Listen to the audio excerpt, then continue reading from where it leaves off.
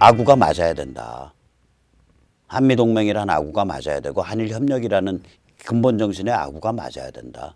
겉으로는 한일협력 얘기하면서 일본 등짝에 칼 지르고 겉으로는 한미동맹 얘기하면서 계속 반미투쟁 혹은 반미 행보를 해가면은 너희들 도대체 뭐냐 이 얘기거든요. 그래서 인테그리티한 말을 번역하기가 굉장히 어렵다고 생각해서인지 그래도 고마운 게 그 기자님이 거기다가 저는 이럴 때는 기자님이라 그래요. 가로치고 인테그리티라고 가로 닫고서 원문에 집어넣어줬어요. 그래서 저는 이걸 의도적 오역은 아니라고 봐요. 의도적으로 오역하려고 그랬었으면 원문을 안 썼겠죠. 원문 그 단어를 안 썼겠죠. 그래서 저 원문 단어가 있었기 때문에 이게 단독 인터뷰라 그 원천 소스가 없잖아요. 이게 만약에 옆에 로이터가 있었다 혹은 옆에 AP가 있었다 옆에 뭐 다른 외국 언론이 있었다 그럼 원천 소스가 영어로 나올 텐데 이게 동아일보 단독 인터뷰이기 때문에 원천 소스 자체가 동아에 게재된 한국어로 번역된 말이란 말이죠. 그러면 그걸 가지고 짐작할 수밖에 없는데 동아가 꼬아가지고 의도적으로 오역을 해놓으면 그게 그런 소린가 보다 하고 넘어갈 텐데 동아가 다행히 이 번역하기 어려운 말을 좀 잘못 번역해 놨지만 그 원어를 거기다 써줬기 때문에 인테그리티라는 원어를 써줬기 때문에 아 저게 저 뜻이었겠다라고 짐작할 수 있죠. 저는 어떻게 짐작하냐? 아까도 말씀드린 바와 같습니다. 다시 말하자면 해리 해리스가 야 한미일 삼국 관계의 인테그리티가 중요해. 이 얘기는 뭐냐면 한국이 미국을 대하는 태도에 인테그리티가 있어야 되고 한국이 일본을 대하는 태도에 인테그리티가 있어야 돼.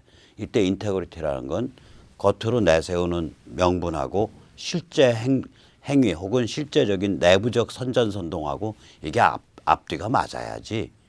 겉으로는 한미 동맹 내세워놓고 실제 행위에 있어서는 전부 북한의 김정은한테 대한민국을 쌈을 싸서 입에 넣어주려는 그런 행위를 하면 이거는 부정직한 행위야. 인테그리티 없는 거야. 또 겉으로는 한일 관계의 정상적인 발전이라고 내걸어놓고 실제 행위에 있어서는 완전히 양아치스럽게 일본을 공격하는 그러면 인테그리티 없는 거야. 이걸 해리 해리스가 말하고 있어요.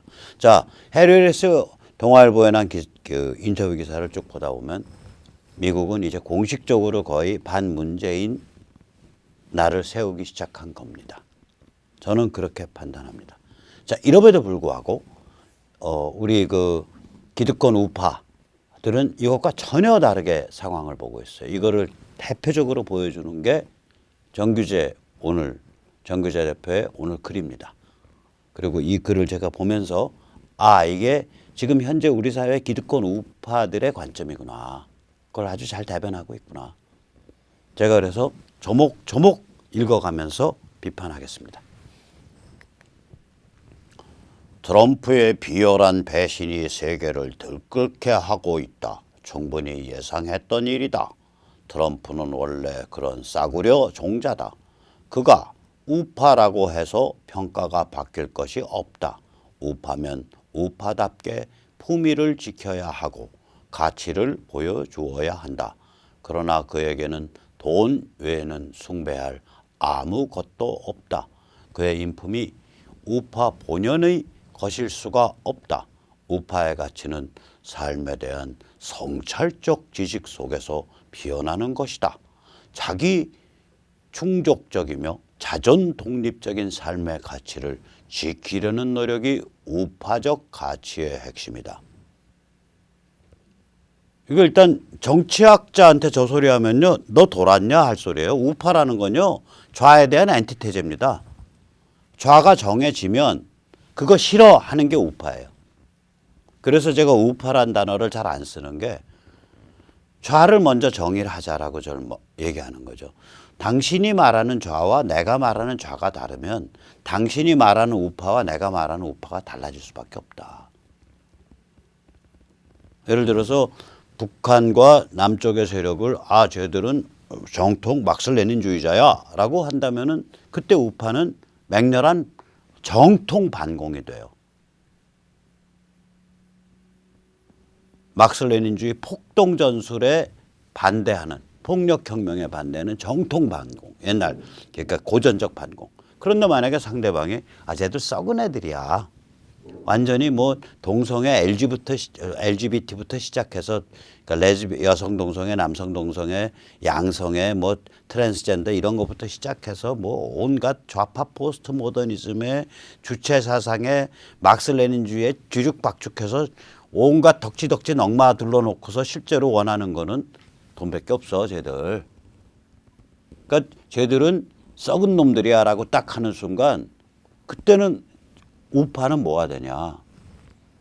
삶의 진정한 가치가 뭐냐. 세계의 진정한 가치가 뭐냐.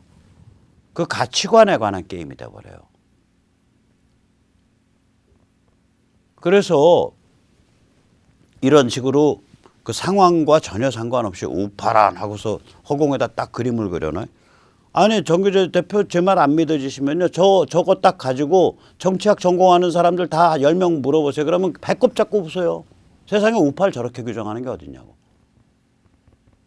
거기다가 저렇게 규정하면서 자기는 우파는 이런 것이다. 마치 성리학 탈레반들이 성은 이고 이는 성이로다. 그것이 우주의 원칙이로다 해놓고 나서 그거랑 어긋나? 그럼 위정척사하는 거랑 똑같지. 그래 놓고 지 맘대로 해놓고서 거기에서 벗어났으니까 트럼프는 비열한 배신자. 이건 뭐가 좀 이상한 거예요. 더 웃기는 건 뭐냐. 자기가 표방한 그 가치를 자기도 안 지켰어. 예를 들어 볼까요? 2016년에 그 전희경이 지금 자유한국당 의원이죠. 그러니까 이제 그 비례대표로 국회의원이 됐죠. 된 이유는 뭐냐면 저겁니다. 역사교과서 국정화, 즉 역사교육 정상화 때 앞에서 잘 떠들어서 됐어요.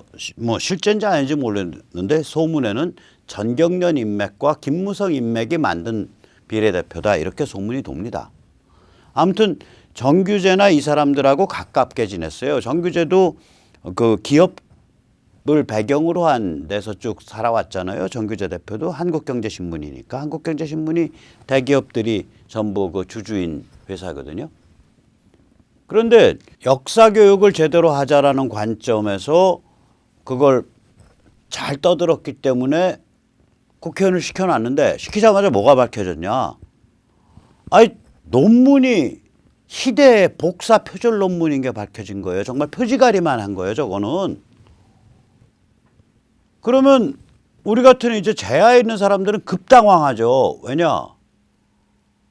역사교육이 정상화라는 건 역사에서 진실 가르치자는 소리 아니야. 그것의 대변인이 그런 운동의 대변인이 자기 논문부터 희대의 복사 표절이야. 굉장히 당혹스러운 일이라고요. 그러면 이럴 때는 어떻게 해야 되냐.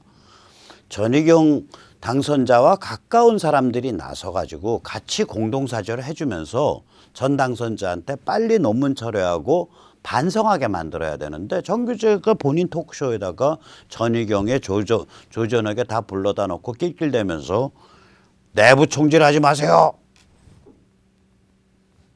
다시 말하면 전희경 공격하지 말라 이거요. 그러니까 전희경은 또 같이 낄낄대면서 정치를 하다 보면 쟤도 묻고 똥도 묻는데요. 그러면 전희경도로 당신은 지금 역사교육 정상화 진실 교육 정상화에 대해서 말하던 사람이 본인 논문이 지금 이상하니까 빨리 수습해야 돼 라고 말한 사람은 재와 똥이 된 거야. 여긴 진영 논리밖에 없는 거죠. 진영도 아니에요. 이건 자기 그 인맥 논리밖에 작용 안 한 거예요. 진영도 아니야. 내 인맥. 우리끼리 친한 사람들 인맥. 그 인맥 논리밖에 본인이 정규재 대표가 인맥 논리밖에 없이 사는 적이 있는데 왜 저기다가 우파 본연의 가치관은 이러니라라고 전 세계 어떤 정치학 교과서에서 본 적이 없는 도덕 군자를 얘기하냐고요. 그다음에 정규재 대표 박근혜 대통령 탄핵 광풍 막 불 때 11월 초에 빨리 하야해야 된다. 자진해서 빨리 하야해야 된다라고 그래가지고 그걸 복고일 작가의 그 장문의 칼럼을 받아서 그걸 정규재 대표가 그 당시에 한경의 그러니까 주필이었을 텐데 주필로서 그것을 신문에 2단 통을 싣고 양면에 걸쳐서 그걸 정규재 TV에서 26분에 걸쳐가지고 한 글자 한 글자 읽었다고. 이 얘기를 해보자고요. 잘못한 게 없는데 왜 자진해야 해? 그 다음에 끝까지 버텨야지. 탄핵받고 감옥 가더라도.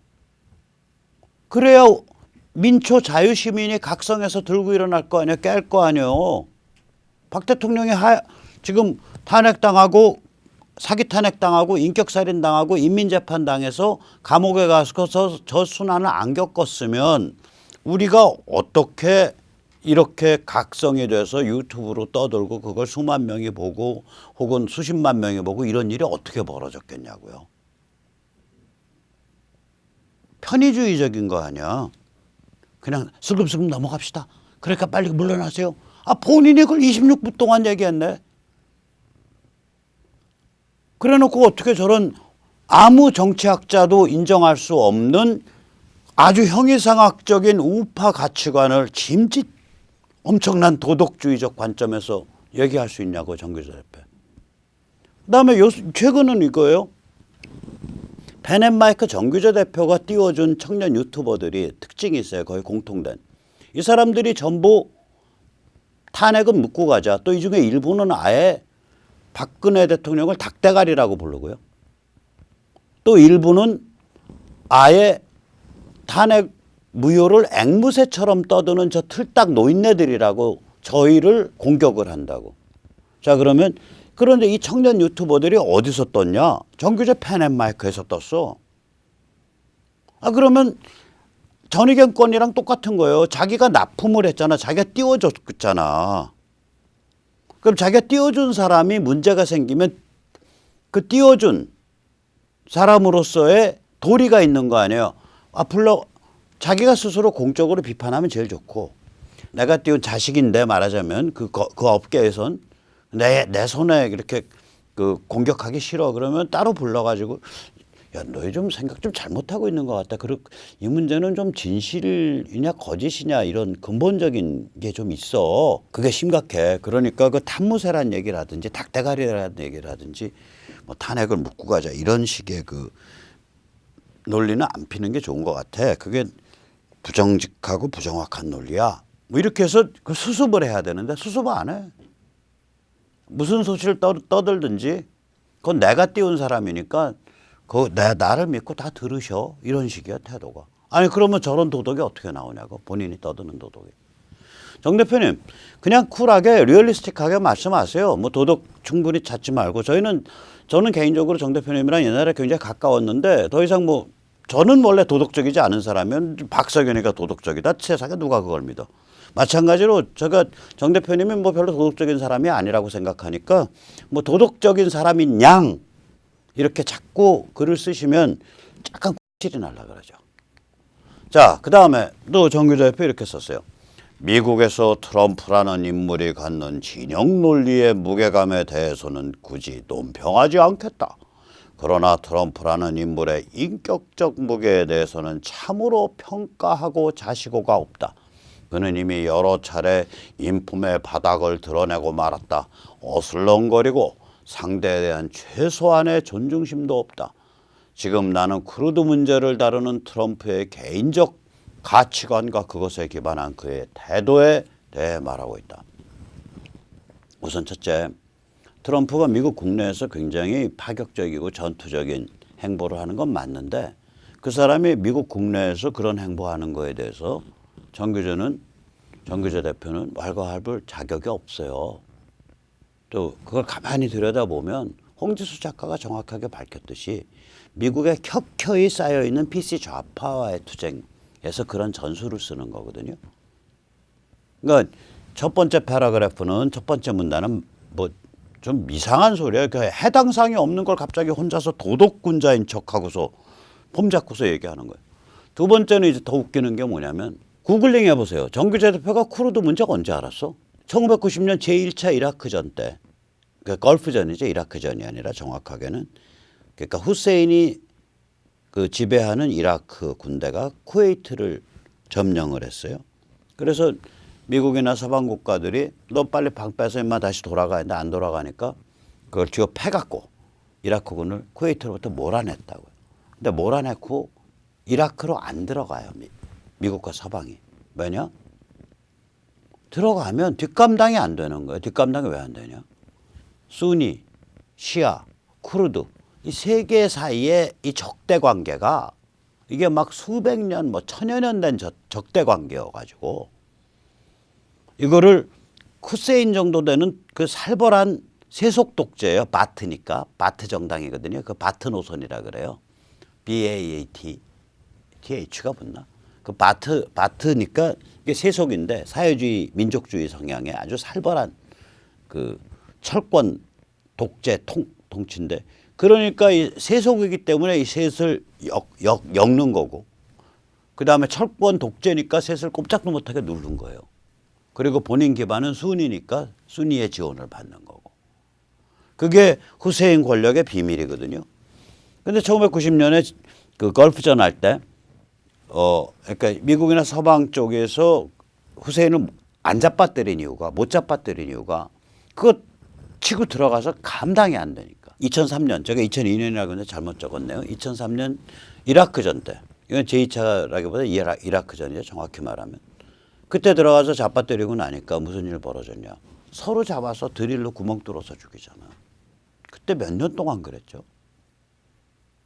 저게 저 정도로 심각한 문제예요. 저게 그 시아와 순위는 같은 이슬람이지만 사실은 적대적 이슬람이고요. 그 다음에 쿠르드는 또 아예 그 민족이 좀 다르고요. 이 그 적대 관계가 저렇다고요. 저 지역이. 그 이라크 내에 지금 3파전 얘기하는 겁니다. 그럼 그때 저는 그때도 쿠르드 얘기를 가끔 했어요. 그때부터도 인터넷에서도 하고 글 쓸 때도 쓰고 제가 저 문제가 얼마나 참 풀기 어려운 문제다. 비극적이다. 이거 아니까. 그러니까 답이 없는 문제예요. 저게. 몇백 년씩 묵은 문제여갖고 그 대립관계의 잔인함과 치열함이. 정기자 F 그런 얘기 한 번도 한 적이 없어. 쿠르드에 대해서. 그러다 갑자기 요새 무슨 쿠르드 뭐 문제 뭐 이러면서 쿠르드 문제에 대한 무슨 해법이 있는 것처럼 저거 해법 없습니다. 저거 쌈바닥에 떨어지는 해법 없는 거예요. 쌈바닥에 떨어지는 해법이 없는 문제라는 걸 인정을 하고 그 다음에 트럼프가 왜 저런 식으로 움직이나를 보아야지. 자기 머릿속에서 약소민족 쿠르드 ISIS랑 열심히 싸웠는데 왜 트럼프가 저기를 더 안 챙기냐. 저거 토사 구팽 아니냐. 요새 조중동이 그런 식으로 쓰잖아요. 이거 말도 안 되는 소리예요. 그 사람들 언제부터 쿠르드 들여다봤다고. 안 들여다본 사람이에요. 한 가지 예를 들어드릴까. 걸프전 때 1990년 걸프전 때 미국이 후세인 안 친 거에 대해서 그 악질적 좌파지식인 촘스키 할배가 미국이 왜 안 쳤냐라고 비판했어. 2003년에 미국이 들어가서 후세인 때려 부시니까 촘스키 할배가 그 다음에 뭐라고 쓴 줄 알아? 왜 거기 들어가서 부셨냐고 썼어. 이게 그 할배고 세계적 학자인데도 역시 좌파니까 이 시사 문제에 딱 들어가면 그 악질성이 말을 못해요. 그때 저 사람 1990년에 안 쓸 때 그 미국이 왜 후세인 안 잡아뜨렸냐, 왜 쿠웨이트에서 쫓아낸 것까지만 했냐라고 비판할 때 쓴 논지를 보면 저는 이미 그때 쿠르드를 보고 있었어요. 논지를 보면 그래 후세인 잡아뜨리면 저 쿠르드 시아 순위 사이에 저 삼각 그 대립 관계, 증오 관계가 폭발할 거야. 근데 그거 미국이 감당해야지. 이러고서 미국이 후세인을 잡아뜨리지 않은 1990년 걸프전에 대해서 비판을 해요. 저 할배가.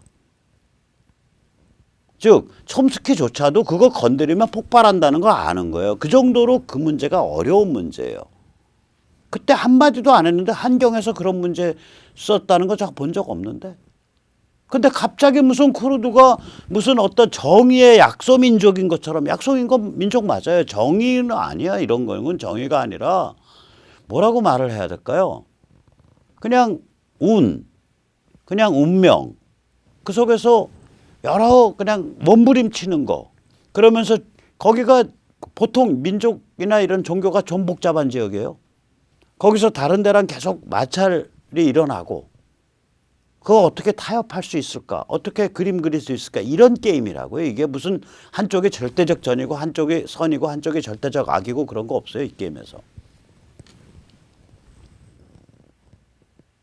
그래서 제가 황당하다는 거예요. 여기서 이제 뭐라고 하는 거 보죠. 그러나 우리는 이미 작년에 트럼프라는 인물이 어떠한 자인지를 충분히 보았던 터다. 그는 문재인의 중동질에다 김정은과 그럴듯한 리얼리티 쇼를 벌일 수 있다는 오직 하나의 이유만으로 싱가포르에서 그것도 6월 12일 북미 정상회담을 가졌다. 6월 13일 대한민국은 평화무드에 도취되어 지방선거의 그 모든 소중한 좌석을 모조리 좌익들에게 탈취당하는 일련의 비정상적 마취 상태에서 선거를 치러야 했다. 트럼프가 그 문제를 몰랐을 리 없다. 그러나 그는 그런 문제에는 관심이 없다. 문재인에게 받아든 전투기 구매 신청서 한 장이면 충분하다. 엄청난 공가를 쳐대고 태산 명동 서일필이다. 자, 이것도 참 깝깝한 게 정 대표는 뭐를 전혀 못 보냐면 그 무렵 싱가포르 정상회담이 왔다 갔다 한 5월, 6월 그리고 열린 6월 그 다음에 6월 말 요 무렵이 미중 전쟁이 개전한 시기예요. 처음에 350불인가에 대해서 10%인가 15% 먹이면서 미중 전쟁이 막 시작된 시기예요. 그럼 미국의 전략은 뭐라고 추정이 되냐면 앞으로 중국과 거리 벌리기를 하고 미중 전쟁을 해서 중국을 주저앉히려고 하고 있는데 그러려면 북한과 중국 사이에 쐐기를 어느 정도 박아놔야 된다. 북한으로 하여금 끊임없이 미국과 중국 사이에 두길보기를 하면서 요동치게 만들어야 된다. 그래야 중국을 좁혀나갈 때 중국이 북한을 내세워서 도발하는 것을 위험성을 줄일 수 있다. 이 계산을 했을 수 있다니까요. 저는 생각탈출해서 그 시나리오를 말씀드렸잖아요. 지금 판을 그 차원에서 중국 14억을 가지고 동아시아 전체를 보는데 그리고 우리 입장에서도 미국이 미중 전쟁을 저렇게 심각하게 하면 결국 분단 무너지고 결국 자유통일 오는 거야. 북한 지역에 결국 자유조선이 들어와서 2,500만 북한 주민이 해방되는 거야. 그것 때문에 우리가 그 미중 전쟁을 반기는 거거든요. 그 전체 문맥이 없어. 그냥 그것 때문에 지방선거 망했다는 거야. 근데 까고 말해서 우리 지방선거를 트럼프가 왜 걱정해줘야 되는데? 여기 사람들이 개돼지를 취해 있거나 말거나 그게 왜 미국 비즈니스인데? 우리 비즈니스죠.